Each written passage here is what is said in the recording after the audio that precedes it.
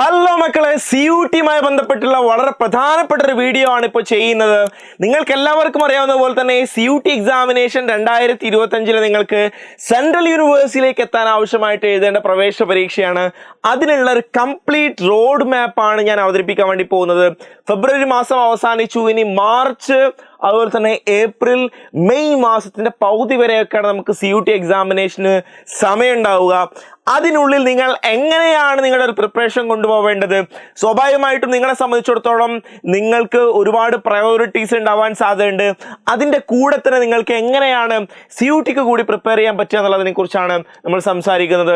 CUT-യുമായി ബന്ധപ്പെട്ട ഏറ്റവും ലേറ്റസ്റ്റ് ആയിട്ടുള്ള അപ്ഡേറ്റ്സും ഇൻഫർമേഷൻസും നിങ്ങൾക്ക് കിട്ടാൻ വേണ്ടിയിട്ട് ചാനൽ സബ്സ്ക്രൈബ് ചെയ്യുക, അതുപോലെ തന്നെ കമ്മ്യൂണിറ്റിയിൽ ജോയിൻ ചെയ്യുകയും ചെയ്യാം. കംപ്ലീറ്റ് റോഡ് മാപ്പാണ് നമ്മൾ അവതരിപ്പിക്കാൻ വേണ്ടി പോകുന്നത്.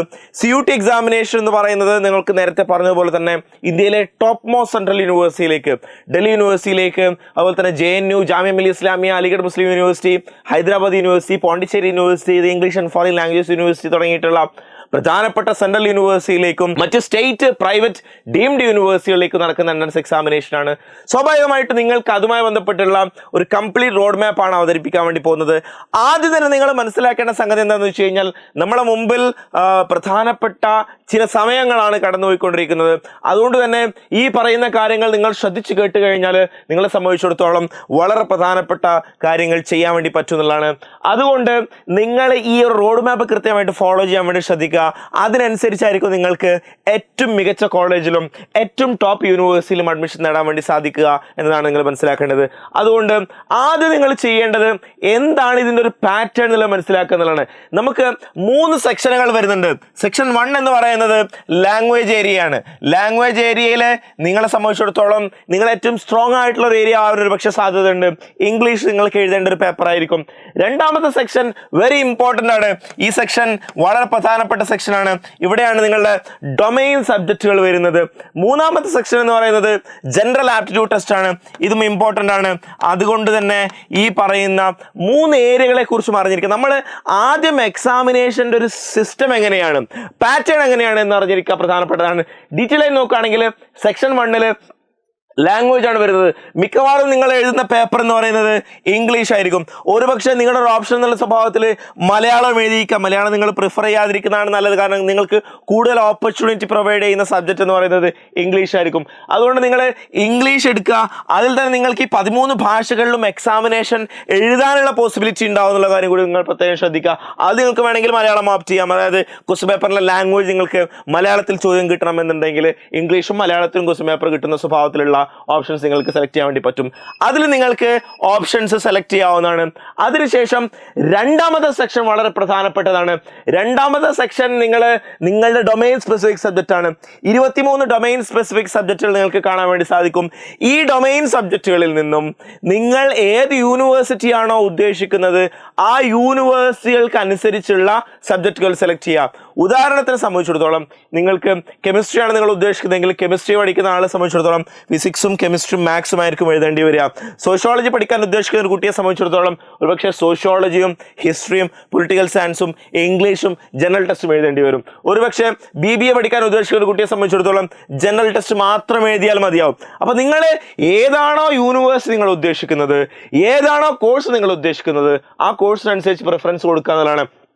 അതിലെല്ലാത്തിൻ്റെയും സിലബസ് നിങ്ങൾക്ക് കൃത്യമായിട്ട് വെബ്സൈറ്റിൽ അവൈലബിൾ ആയിരിക്കും. അതിനനുസരിച്ച് +2 സിലബസാണ് നിങ്ങൾ ഫോളോ ചെയ്യേണ്ടത്. +2 സിലബസാണ് നിങ്ങൾ ഫോളോ ചെയ്യേണ്ടത്. +2 ബേസ്ഡ് ആയിരിക്കും നിങ്ങളുടെ എക്സാമിനേഷൻ നടക്കുക. അതുകൊണ്ട് നിങ്ങൾ ഇപ്പോൾ പഠിച്ചുകൊണ്ടിരിക്കുന്ന +2 സിലബസും ഇപ്പോൾ ചെയ്തുകൊണ്ടിരിക്കുന്ന കോഴ്സും അതിനനുസരിച്ചും നിങ്ങൾ CUT-ക്ക് കൂടി തയ്യാറെടുക്കുക എന്നുള്ളതാണ് പ്രത്യേകമായിട്ട് ശ്രദ്ധിക്കേണ്ടത്. മൂന്നാമത്തെ സെക്ഷൻ വളരെ പ്രധാനപ്പെട്ടതാണ്, ജനറൽ ആപ്റ്റിറ്റ്യൂഡ് ടെസ്റ്റ്. ഇത് നിങ്ങൾക്ക് കൃത്യമായിട്ട് പ്രാക്ടീസ് വേണം. ജനറൽ നോളജ് വരുന്നുണ്ട്, general mental ability, numerical ability വരുന്നുണ്ട്, കറണ്ട് അഫയേഴ്സ് വരുന്നുണ്ട്, റീസണിങ് വരുന്നുണ്ട്, കൺസെപ്റ്റ്സ്, അതുപോലെ തന്നെ ക്വാണ്ടിറ്റേറ്റീവ് അരിത്തമെറ്റിക്, ആൾജിബ്ര, ജോമെട്രി ഒക്കെ വരുന്നുണ്ട്. അതുപോലെ തന്നെ ഈ പറയുന്ന പോലെ ലോജിക്കൽ ആൻഡ് അനലിറ്റിക്കൽ റീസണിങ് വരുന്നുണ്ട്. ഇതൊക്കെ ഇതിൽ പ്രധാനപ്പെട്ട ഏരിയകളാണ്. ഇതിൽ നിങ്ങൾക്ക് പ്രാക്ടീസ് മാത്രമാണ് ഒരു സൊല്യൂഷൻ എന്ന് പറയുന്നത്. ഇതിൽ പ്രാക്ടീസ് ചെയ്യാന്നുള്ളത് മാത്രമാണ് ഒരു സൊല്യൂഷൻ എന്ന് പറയുന്നത്. അല്ലാതെ നിങ്ങളെ സംബന്ധിച്ചിടത്തോളം ഇതിന് ഇന്നൊരു ഡിഫൈൻഡ് സിലബസ് എന്നുള്ള ഒരു ജനറൽ സിലബസ് മാത്രമേ പ്രൊവൈഡ് ചെയ്തിട്ടുള്ളൂ. അതിൽ നിന്ന് ഇന്ന ചോദ്യം തന്നെ വരാമെന്ന് നമുക്ക് ഉറപ്പിക്കാൻ വേണ്ടി കഴിയില്ല. അതുകൊണ്ട് നിങ്ങൾ ആ പാറ്റേൺ മനസ്സിലാക്കുക. നിങ്ങളെ സംബന്ധിച്ചിടത്തോളം കൂടുതൽ ആ കാര്യങ്ങൾ അറിയാൻ വേണ്ടി ശ്രമിക്കുക എന്നുള്ള കാര്യം കൂടി പ്രത്യേകം ശ്രദ്ധിക്കേണ്ടതുണ്ട് എന്നുള്ളതാണ്. ഇനി നമ്മൾ പാറ്റേൺ മനസ്സിലാക്കി, സിലബസ് മനസ്സിലാക്കി, ഏതൊക്കെ ഏരിയകളാണ് നമ്മൾ പഠിക്കേണ്ടതുള്ളത് മനസ്സിലാക്കി. ഇനി എന്താണ് നമ്മൾ ചെയ്യേണ്ടത്? നമ്മളെ സംബന്ധിച്ചിടത്തോളം നമുക്ക് മാർച്ച് മാസം നമ്മുടെ കയ്യിലുണ്ട്. മാർച്ച് മാസം വളരെ പ്രധാനപ്പെട്ട മാസമാണ്. കാരണം ആ സമയത്താണ് നമ്മുടെ പബ്ലിക് എക്സാം കൂടി നടക്കുന്നത്. പബ്ലിക് എക്സാം കൂടി നടക്കുന്ന ഒരു മാസമായതുകൊണ്ട് തന്നെ മിക്കവാറും നമ്മൾ പബ്ലിക് എക്സാമിനേഷനായിരിക്കും കോൺസെൻട്രേറ്റ് ചെയ്യുക. എന്നാൽ പോലും നിങ്ങൾ കോൺസെൻട്രേറ്റ് ചെയ്യുന്ന സമയത്ത് നിങ്ങൾ CUT എഴുതാൻ ഉദ്ദേശിക്കുന്ന സബ്ജക്റ്റുകൾ ഏതാണോ അതിന് നിങ്ങൾ പ്രത്യേകമായിട്ട് ഫോക്കസ് കൊടുക്കണം. അതിൻ്റെ സിലബസ് നിങ്ങൾ കംപ്ലീറ്റ്ലി ക്ലിയർ ചെയ്തിരിക്കണം. അതുപോലെ തന്നെ അതുമായി ബന്ധപ്പെട്ട MCQs നിങ്ങൾ ചെയ്യാൻ വേണ്ടി ശ്രമിക്കണം. പ്രീവിയസ് ഇയർ ക്വസ്റ്റ്യൻസ് നിങ്ങൾ ചെയ്യാൻ വേണ്ടി ശ്രമിക്കണം. ഇത് വളരെ പ്രധാനപ്പെട്ടതാണ്. ഈ ഒരു ഏരിയ മാത്സ് ഈ പറയുന്ന പോലെ മാർച്ച് മാസത്തിൽ കംപ്ലീറ്റ് ചെയ്യുക എന്നുള്ള പ്രധാനപ്പെട്ട സംഗതിയാണ്. ലാംഗ്വേജിലും GT നിങ്ങൾ ചെയ്യേണ്ട എന്താണെന്ന് വെച്ച് കഴിഞ്ഞാൽ ഡെയിലി പ്രാക്ടീസ് ചെയ്യുക. ഡെയിലി നിങ്ങൾ ഈ പറഞ്ഞ സ്വഭാവത്തിൽ ഒരു 10 ക്വസ്റ്റ്യൻസ് വീതം നിങ്ങൾ എന്ത് ചെയ്യുക, ഈ പ്രാക്ടീസ് ചെയ്യുക. ഡെയിലി നിങ്ങൾ പ്രാക്ടീസ് ചെയ്യുക. കാരണം അത് മുടക്കരുത്. പ്രാക്ടീസ് നിങ്ങൾ ചെയ്യേണ്ടതുള്ളൂ. അതുമായി ബന്ധപ്പെട്ട് കൂടുതൽ ആഴത്തിലേക്ക് നിങ്ങൾ പോവേണ്ടതില്ല.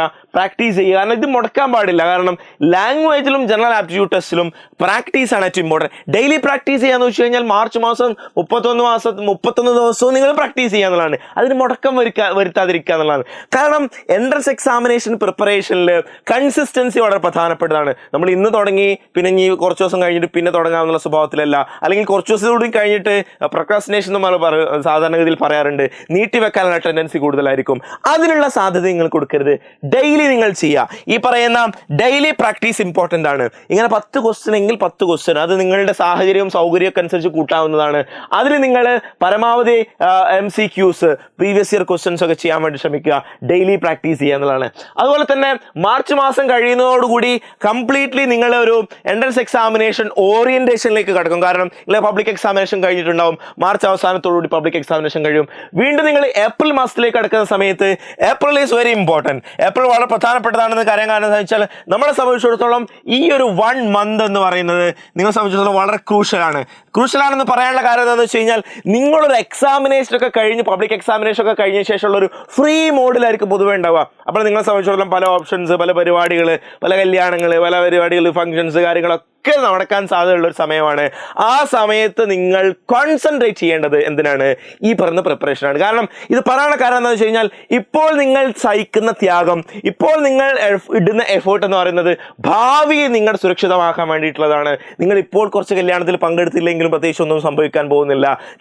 ചില ട്രിപ്പുകൾ നിങ്ങൾ മിസ്സാക്കി കഴിഞ്ഞാൽ നിങ്ങളെ സംബന്ധിച്ചിടത്തോളം നിങ്ങൾക്ക് വലിയ ട്രിപ്പുകളും വലിയ ഫംഗ്ഷൻസും അറ്റൻഡ് ചെയ്യാൻ പറ്റുന്ന സ്വഭാവത്തിൽ നിങ്ങൾ സ്വരുക്കൂട്ടി വെക്കുന്നതാണ് ബേസിക്കലി എന്നതാണ് നിങ്ങൾ മനസ്സിലാക്കേണ്ടത്. ആ രീതിയിൽ എന്ത് ചെയ്യുക, നിങ്ങൾ ഫോക്കസ് ചെയ്തിട്ട് മുന്നോട്ട് പോവുക. ഇപ്പോൾ നിങ്ങൾ കൊടുക്കുന്ന എഫേർട്ട്, ഇപ്പോൾ നിങ്ങൾ ട്രൈ ചെയ്യുന്ന അല്ലെങ്കിൽ ഇപ്പോൾ നിങ്ങൾ ചെയ്യുന്ന കാര്യങ്ങൾ അത് ഭാവിയിൽ നിങ്ങൾക്ക് എന്ത് ചെയ്യപ്പെടും, ഉപകാരപ്പെടുന്ന കാര്യത്തിൽ സംശയമൊന്നുമില്ല എന്നുള്ളതാണ്. നിങ്ങളെ സംബന്ധിച്ചിടത്തോളം ചെറിയ സമയം ചെലവഴിക്കുന്ന സമയത്ത് കൂടുതൽ പിന്നീട് കിട്ടാനുള്ള സാധ്യത കൂടുകയാണ് ചെയ്യുക എന്നുള്ളതാണ്. അതുകൊണ്ട് ഏപ്രിൽ മാസത്തിൽ ഡൊമൈൻസ് കംപ്ലീറ്റ് ചെയ്യുക എന്നുള്ളത് പ്രധാനപ്പെട്ട സംഗതി ആയിരിക്കണം. ഡൊമൈൻസ് നേരത്തെ പറഞ്ഞ പോലെ തന്നെ സിലബസ് ബേസ് ചെയ്തുകൊണ്ട് MCQസും PYQസും ചെയ്യുക എന്നുള്ളതാണ്. ഈ പറയുന്ന പോലെ ലാംഗ്വേജും ജനറൽ ആപ്റ്റിറ്റ്യൂഡ് ടെസ്റ്റും ഡെയിലി പ്രാക്ടീസ് ചെയ്യുക. അതിൽ മോക്ക് ടെസ്റ്റ് കൂടി ഉണ്ടാവുക എന്നുള്ളതാണ്. മോക്ക് ടെസ്റ്റ് എന്ന് പറയുന്നത് എന്താണ്?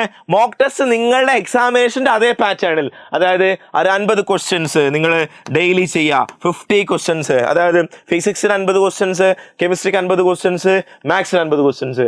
അത് കൃത്യമായിട്ടുള്ള സമയം വെച്ചുകൊണ്ട് 1 hour ഡ്യൂറേഷൻ ആണുള്ളത്. നിങ്ങൾക്ക് വേണമെങ്കിൽ 5 + 5 - 1 എന്നുള്ള സ്വഭാവത്തിൽ തന്നെ ചെയ്യാം. അതായത് 5 മാർക്ക് കിട്ടുന്നു, -1 കിട്ടുന്നു. അപ്പോൾ നിങ്ങൾക്ക് അറിയാൻ വേണ്ടി പറ്റും ഏകദേശം നിങ്ങൾക്ക് എത്ര സമയം എടുക്കുന്നുണ്ട് ഒരു ചോദ്യം ചെയ്യാൻ വേണ്ടിയിട്ട്, ഏകദേശം നിങ്ങൾ എത്ര സമയം എടുക്കുന്നുണ്ട് ഒരു ചോദ്യം കംപ്ലീറ്റ് ചെയ്യാൻ വേണ്ടിയിട്ട്. അത് നിങ്ങൾക്ക് സ്കോർ ചെയ്യാൻ വേണ്ടി പറ്റുന്നുണ്ടോ? അതിൽ ഡൊമൈൻ സബ്ജക്റ്റ് ആണോ, എവിടെയാണ് നിങ്ങൾക്ക് ഏറ്റവും കോൺഫിഡൻസ് ഉള്ള ഏരിയ? ഡൊമൈൻ സബ്ജക്റ്റ് ആണ് നിങ്ങളെ കോൺഫിഡൻസ് ഉള്ള ഏരിയ, ലാംഗ്വേജ് ആണ് നിങ്ങളെ കോൺഫിഡൻസ് ഉള്ള ഏരിയ, അല്ലെങ്കിൽ ജനറൽ ആപ്റ്റിറ്റ്യൂഡ് ടെസ്റ്റ് ആണ് നിങ്ങളെ കോൺഫിഡൻസ് ഉള്ള ഏരിയ. ഇത് ഐഡന്റിഫൈ ചെയ്യാനുള്ളതാണ്. ഇത് ഓരോരുത്തരും കൃത്യമായിട്ട് ഐഡന്റിഫൈ ചെയ്യാനുള്ളതാണ്. ആ സമയം ആകുമ്പോഴത്തേക്ക് നമ്മുടെ ക്രാഷ് ബാച്ചിലായിരിക്കും നിങ്ങളൊരു പക്ഷേ ഉണ്ടാവുക. നിങ്ങളുടെ ഓൺലൈൻ ക്രാഷ് ബാച്ചിലേക്ക് വീണ്ടും ജോയിൻ ചെയ്യാൻ വേണ്ടിയിട്ട് ആവശ്യപ്പെടുക കൂടി ചെയ്യാണ്. കാരണം അപ്പോൾ മാർച്ച് അവസാനത്തോടുകൂടി നമ്മൾ ഓൺലൈൻ ക്രാഷ് ബാച്ച് ആരംഭിക്കും. ആ ക്രാഷ് ബാച്ചിൽ നിങ്ങൾക്ക് ഈ പറയുന്ന എല്ലാവിധ സപ്പോർട്ട് നിങ്ങൾക്ക് പ്രൊവൈഡ് ചെയ്യുന്നതായിരിക്കും. അതുമായി ബന്ധപ്പെട്ട ഡീറ്റെയിൽസ് ഞാൻ പറയുന്നുണ്ട്. ഡൊമൈൻസ് ആണോ, നിങ്ങൾ ഏറ്റവും കോൺഫിഡൻ്റ് ആയിട്ടുള്ള ഏരിയ ഏതാണ്, നിങ്ങൾ ഏറ്റവും കോൺഫിഡൻ്റ് ആയിട്ടുള്ള ഏരിയ ഏതാണെന്നുള്ളത് ഐഡന്റിഫൈ ചെയ്യണം. ഡൊമൈൻ ആണോ, ലാംഗ്വേജ് ആണോ, GIT ആണോ, ഏതാണ് എന്നുള്ളത് കൃത്യമായിട്ട് നിങ്ങൾ ഐഡന്റിഫൈ ചെയ്യുക എന്നുള്ളതാണ്. അപ്പം ഏപ്രിൽ മാസത്തോടു കൂടി നിങ്ങൾ എന്താ ഒരു പരുവത്തിലായിട്ട് കംപ്ലീറ്റ് സിലബസ് ഒക്കെ ക്ലിയർ ചെയ്ത് ഏകദേശം അതുമായി ബന്ധപ്പെട്ടുള്ള ഒരു കൃത്യമായിട്ടുള്ള അണ്ടർസ്റ്റാൻഡിങ്ങിൽ എത്തിയിട്ടുണ്ടാവുന്നതാണ്. ചിലപ്പോൾ നിങ്ങളെ സംബന്ധിച്ചിടത്തോളം നിങ്ങളുടെ പ്രിപ്പറേഷൻ്റെ ഒരു പീക്ക് ടൈം ആയിരിക്കും ഏപ്രിൽ മാസം എന്ന് പറയുന്നത്. ഏപ്രിൽ മാസം സ്വാഭാവികമായിട്ടും ചൂടായിരിക്കും, നിങ്ങൾക്ക് എല്ലാവർക്കും അറിയാവുന്ന പോലെ തന്നെ. പക്ഷേ അതിൻ്റേതായിട്ടുള്ള പരിമിതികളും പ്രശ്നങ്ങളും പ്രതിസന്ധികളും ഒക്കെ മറികടന്നുകൊണ്ട് നിങ്ങൾക്ക് സ്കോർ ചെയ്യാൻ പറ്റും എന്നുള്ളതാണ് പ്രധാനപ്പെട്ട ചോദ്യം എന്ന് പറയുന്നത്. മെയ് മാസത്തേക്ക് കടക്കുന്ന സമയത്ത് മെയ് മാസത്തിൽ നിങ്ങൾ വേറെ സബ്ജക്റ്റ് പഠിക്കാൻ നിൽക്കരുത്. ഓൺലി മോക്ക് ടെസ്റ്റ് മാത്രം ചെയ്യുക എന്നുള്ളതായിരിക്കണം നിങ്ങളുടെ ഒരു കാരണം മെയ് ഏകദേശം എന്താണ് മെയ് ഒരു മിഡൊക്കെ ആവുന്ന സമയത്തായിരിക്കും മിക്കവാറും എക്സാമിനേഷൻ നടക്കാൻ സാധ്യതയുള്ളത്. ഈ വർഷത്തെ നോട്ടിഫിക്കേഷൻ വന്നാൽ മാത്രമേ നമുക്ക് മനസ്സിലാക്കാൻ സാധിക്കുള്ളൂ. ആ ഒരു സമയത്തിനുള്ളിൽ നിങ്ങൾ കൂടുതൽ മോക്ക് ടെസ്റ്റുകൾ ചെയ്യുക എന്നുള്ളതാണ്. മോക്ക് ടെസ്റ്റുകൾ ചെയ്തുകൊണ്ടേയിരിക്കുക. അപ്പോൾ ചെയ്യുന്ന സമയത്ത് നിങ്ങൾക്ക് എന്ത് ചെയ്യാൻ പറ്റും, ചില ഏരിയകൾ നിങ്ങൾക്ക് വീക്കാണെന്നുള്ള ഐഡന്റിഫൈ ചെയ്യാൻ വേണ്ടി പറ്റും. വീക്കാണെന്നുള്ള ഐഡന്റിഫൈ ചെയ്യാൻ സമയത്ത് ആ വീക്കിനെ നിങ്ങൾക്ക് എങ്ങനെ ഇംപ്രൂവ് ചെയ്യുക എന്നുള്ളതിനെ കുറിച്ചാണ് നിങ്ങൾ ആലോചിക്കേണ്ടത്. ചില കൺസെപ്റ്റുകൾ നിങ്ങൾക്ക് മനസ്സിലാവാത്ത പ്രശ്നം ഉണ്ടാവും. ആ കൺസെപ്റ്റുകളെ നിങ്ങൾ മറികടക്കുക. അപ്പോൾ ടെസ്റ്റുകൾ ചെയ്യുക, റിവേഴ്സ് പ്രോസസ്സിലേക്ക് പോവുക. നമ്മൾ സാധാരണ രീതിയിൽ ആദ്യം പഠിക്കുന്നു പിന്നെ എക്സാം എഴുതുന്നു എന്നുള്ള സ്വഭാവത്തിലല്ലേ വരിക. ഇത് നേരെ തിരിച്ചാക്കുക. ആദ്യം നിങ്ങൾ എക്സാമിനേഷൻ എഴുതുന്നു, പിന്നെ അതുമായി ബന്ധപ്പെട്ട് നിങ്ങൾക്ക് മനസ്സിലാവാത്ത സംഗതികൾ പഠിക്കുന്നു. ഇത് റിവേഴ്സ് പ്രോസസ്സിലേക്ക് കടക്കുന്ന സമയത്ത് കൃത്യമായിട്ട് എന്ത് ചെയ്യാൻ പറ്റും, നിങ്ങൾക്ക് ഐഡന്റിഫൈ ചെയ്യാൻ വേണ്ടി പറ്റും എവിടെയാണ് എൻ്റെ വീക്ക് ഏരിയ ഉള്ളത്, എൻ്റെ സ്ട്രോങ് ഏരിയ എവിടെയാണ് ഉള്ളത്. ആ വീക്ക് ഏരിയയിലാണ് കുറച്ചുകൂടി എന്ത് ചെയ്യേണ്ടത്, കോൺസെൻട്രേറ്റ് ചെയ്യേണ്ടത്. സ്ട്രോങ് ഏരിയ ഞാൻ ഒന്നുകൂടി ശക്തിപ്പെടുത്താൻ വേണ്ടി തീരുമാനിക്കേണ്ടതുണ്ട്. അങ്ങനെ ആ ഒരു പാറ്റേണിലേക്ക് നമ്മൾ പോകാൻ വേണ്ടി ശ്രമിക്കുക എന്നുള്ളതാണ്. ആ രീതിയിൽ മുന്നോട്ട് പോവുകയാണെങ്കിൽ ഡെഫിനറ്റ്ലി നിങ്ങൾക്ക് എന്ത് ചെയ്യാൻ പറ്റും, CUT എക്സാമിനേഷൻ ക്രാക്ക് ചെയ്യാൻ വേണ്ടി പറ്റും എന്നുള്ളതാണ്. മെയ് മാസത്തിൽ പ്രധാനമായിട്ടും സംഭവിക്കുന്നത് എന്താണെന്ന് വെച്ച് കഴിഞ്ഞാൽ മെയ് മാസത്തിലാണ് എക്സാമിനേഷൻ നടക്കുക. എക്സാമിനേഷൻ നടക്കുന്ന സമയത്ത് എക്സാമിനേഷൻ പല ഷിഫ്റ്റുകളായിട്ടായിരിക്കും എക്സാമിനേഷൻ ഉണ്ടാവുക. എക്സാമിനേഷൻ കഴിഞ്ഞതിന് ശേഷം സ്വാഭാവികമായിട്ടും അതിൻ്റെ അടുത്തൊരു സ്റ്റേജ് എന്ന് പറയുന്നത് എക്സാമിനേഷൻ്റെ റിസൾട്ട് പബ്ലിഷ് ചെയ്യുക എന്നുള്ളതാണ്. റിസൾട്ട് പബ്ലിഷ് ചെയ്യുന്നതിന് മുമ്പായിട്ട് നിങ്ങളുടെ ആൻസർ കീ പബ്ലിഷ് ചെയ്യുന്ന ഒരു സിസ്റ്റം ഉണ്ടാവും. ആൻസർ കീ പബ്ലിഷ് ചെയ്യുന്ന സമയത്ത് തന്നെ ആൻസർ കീ ചലഞ്ച് എന്ന് പറഞ്ഞൊരു ഓപ്ഷൻ ഉണ്ടാവും. ആ സമയത്ത് നിങ്ങൾ കൃത്യമായിട്ട് അലേർട്ട് ആയിരിക്കണം. കാരണം നിങ്ങൾ ചെയ്ത ആൻസർ കീയിൽ നിങ്ങൾ കോൺഫിഡൻ്റ് ആണെങ്കിൽ, ആൻസറിൽ നിങ്ങൾ കോൺഫിഡൻ്റ് ആണെങ്കിൽ, ആൻസർ കീ പബ്ലിഷ് ചെയ്ത സമയത്ത് അതല്ല വന്നിട്ടില്ലെങ്കിൽ നിങ്ങൾക്കത് ചലഞ്ച് ചെയ്യാനുള്ള ഓപ്ഷൻ ഉണ്ടാവും. അങ്ങനെ ചലഞ്ച് ചെയ്ത് കഴിഞ്ഞാൽ നിങ്ങൾക്ക് എന്ത് ചെയ്യാൻ പറ്റും, നിങ്ങൾക്ക് കൂടുതൽ കോൺഫിഡൻസോടുകൂടി നല്ല മാർക്ക് സ്കോർ ചെയ്യാൻ വേണ്ടി പറ്റുന്നതാണ്. അങ്ങനെ കംപ്ലീറ്റ്ലി ഒരു ഫൈനൽ റാങ്ക് ലിസ്റ്റ് പബ്ലിഷ് ചെയ്യുന്ന സമയത്ത് അല്ലെങ്കിൽ ഫൈനൽ റിസൾട്ട് സ്കോർ കാർഡ് വരുന്ന സമയത്ത് നിങ്ങൾക്ക് മനസ്സിലാവും എവിടെയാണ് നിങ്ങളുടെ പൊസിഷൻ എന്നുള്ളത്. അതിനുശേഷം പിന്നീട് ഓരോരോ യൂണിവേഴ്സിറ്റികൾ അവരുടെ അഡ്മിഷൻ പോർട്ടലുകൾ ഓപ്പൺ ആക്കുകയാണ് ചെയ്യുക. അങ്ങനെ അഡ്മിഷൻ പോർട്ടൽ ഓപ്പൺ ആക്കുന്ന സമയത്ത് നമ്മൾ ആ യൂണിവേഴ്സിറ്റിയിലേക്ക് അപ്ലൈ ചെയ്യണം. ഡൽഹി യൂണിവേഴ്സിറ്റി ഒരു കോമൺ അലോക്കേഷൻ സിസ്റ്റമാണ് സാധാരണ ഇതിൽ ഉണ്ടാവാറുള്ളത്. ഒരുപക്ഷെ ഈ വർഷം മൊത്തം യൂണിവേഴ്സിറ്റികൾക്കെല്ലാം കൂടി ഒരു കോമൺ പോർട്ടൽ വരുമോ എന്നുള്ള കാര്യത്തിൽ ഉറപ്പൊന്നുമില്ല. അങ്ങനെ വന്നു കഴിഞ്ഞാൽ അത് കുറച്ചുകൂടി ഹെൽപ്ഫുൾ ആയിരിക്കും. വന്നിട്ടില്ല എങ്കിൽ ഓരോ യൂണിവേഴ്സിറ്റിയിലേക്കും സെപ്പറേറ്റ് ആപ്ലിക്കേഷൻ കൊടുക്കുക എന്നുള്ളതാണ് പ്രധാനമായിട്ടും ചെയ്യേണ്ടത്. അങ്ങനെ സെപ്പറേറ്റ് ആപ്ലിക്കേഷൻ കൊടുക്കുന്ന സമയത്ത് ആ യൂണിവേഴ്സിറ്റിയുടെ അപ്ഡേറ്റ്, ആ യൂണിവേഴ്സിറ്റിയുടെ എലിജിബിലിറ്റി, ആ യൂണിവേഴ്സിറ്റിയുടെ ഇന്ന സബ്ജക്റ്റ് കിട്ടണമെന്നുണ്ടെങ്കിൽ എന്തൊക്കെയാണ് എഴുതേണ്ടത് തുടങ്ങിയതൊക്കെയുള്ള സംഗതികൾ വെച്ചുകൊണ്ട് നിങ്ങൾ അപ്ലൈ ചെയ്യുക. അപ്ലൈ ചെയ്തതിന് ശേഷം വീണ്ടും എന്ത് ചെയ്യുക, നിങ്ങൾ അതുമായി ബന്ധപ്പെട്ട അഡ്മിഷൻ പ്രോസസ്സിലേക്ക് കിടക്കുക. അപ്പോഴായിരിക്കും നിങ്ങൾക്ക് എന്ത് ചെയ്യുക, ഈ പറയുന്ന ഡോക്യുമെൻറ്റ്സ് ഒക്കെ കൃത്യമായിട്ട് ഒറിജിനൽ ഡോക്യുമെൻറ്റ്സ് ഒക്കെ സബ്മിറ്റ് ചെയ്യുകയൊക്കെ ചെയ്യേണ്ടത്. അങ്ങനെ നിങ്ങളുടെ ഒരു ഡ്രീം യൂണിവേഴ്സിറ്റിയിലേക്ക് നിങ്ങൾക്ക് എത്തിപ്പെടാൻ വേണ്ടി സാധിക്കും എന്നുള്ള കാര്യത്തിൽ യാതൊരു തർക്കവുമില്ല. അതുകൊണ്ട് നിങ്ങൾ ഇപ്പോൾ തന്നെ നമ്മുടെ നമ്പർ വിളിച്ചുകൊണ്ട് CUT ACME സൂപ്പർ ക്രാഷ് ബാച്ചിൽ ജോയിൻ ചെയ്യാൻ വേണ്ടിയിട്ടുള്ള ശ്രമങ്ങൾ നടത്തുക. ഫസ്റ്റ് 100,000 സ്റ്റുഡൻസിന് നിങ്ങൾ ഏർലി ബേർഡ് ഓഫർ പ്രൊവൈഡ് ചെയ്യുന്നുണ്ട്. അതുകൊണ്ട് തന്നെ 9207998855 എന്നുള്ള നമ്പറിലേക്ക് നിങ്ങൾ കോൺടാക്ട് ചെയ്യുക. നിങ്ങളെ സംബന്ധിച്ചിടത്തോളം നിങ്ങളുടെ ജീവിതത്തിലെ ഏറ്റവും പ്രധാനപ്പെട്ട ഒരു എൻട്രൻസ് എക്സാമിനേഷനായിട്ട് CUT മാറാൻ വേണ്ടി പോവാണ്. അതുകൊണ്ട് നിങ്ങൾ ഏറ്റവും ടോപ്പ് യൂണിവേഴ്സിറ്റിയിൽ, ഇന്ത്യയിലെ ടോപ്പ് കോളേജസിൽ നിങ്ങൾക്ക് അഡ്മിഷൻ കിട്ടാൻ വേണ്ടി സാധിക്കുന്നതാണ്. അങ്ങനെ കിട്ടിക്കഴിഞ്ഞാൽ നിങ്ങളെ സംബന്ധിച്ചിടത്തോളം ഒരു ബ്രൈറ്റ് ഫ്യൂച്ചറും ബ്രൈറ്റ് കരിയർ നിങ്ങൾക്ക് ബിൽഡ് ചെയ്യാൻ വേണ്ടി സാധിക്കുന്ന കാര്യത്തിൽ സംശയമൊന്നുമില്ല. അതുകൊണ്ട് നിങ്ങൾ എത്രയും പെട്ടെന്ന് ഈ പറയുന്ന ക്രാഷ് ബാച്ചിൽ ജോയിൻ ചെയ്യാൻ വേണ്ടി ശ്രമിക്കാം. എന്തെങ്കിലും ഇതുമായി ബന്ധപ്പെട്ട സംശയങ്ങൾ ഉണ്ടെങ്കിൽ താഴെ കമന്റ് ബോക്സിൽ സൂചിപ്പിക്കുകയും ചെയ്യാം. സോ മക്കളെ, wish you all the best. Thank you very much.